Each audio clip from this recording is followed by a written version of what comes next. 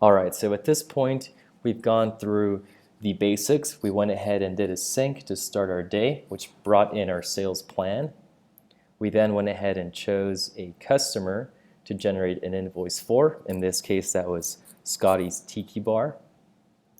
Now, to take this one step further, we will go over different scenarios.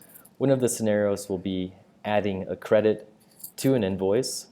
We can also add a note to alert the driver of that particular pickup. So let's go ahead and start on that piece.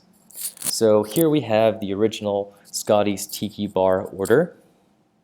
Let's say as we're running out of the store, Scotty catches up to us and says, wait a minute, remember to pick up the empty I have in stock. So how do we do that? So to start here, you go ahead and go into your invoice edit screen. So upper right hand corner, tap on the menu, tap on invoice edit. And if the product is a part of the customer history, so I'm looking for an empty here, I can go ahead and simply do a negative quantity on the empty, right? So Scotty says, I have 2 empties for your driver to pick up when he comes back. Go ahead and tap in the purchase box. And remember here, the important part is anytime you issue a credit, you will use the negative sign or the minus sign. So if he has 2 for me, go ahead and do -2, hit done. You will be prompted to give a reason code. So in this case, the reason code is empty keg. So if I hit the back arrow, that issues Scotty's Tiki Bar here a total of $70 at $35 a piece for the empty barrels, bringing his invoice total down to $211.50. Now to take it one step further there, let's say you want to make a note for the driver. We do have this invoice memo field at the very top.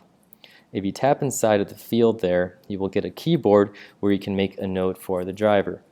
So you can say, please pick up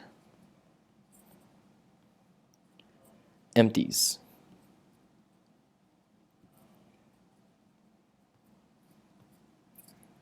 All right, make a note for the driver there, make sure he picks up those empties, doesn't forget. And that's one way of adding an empty there. Now, let's take it one step further, right? So let's say that on the Bud 18 loose neck, currently we're selling 5 of those in.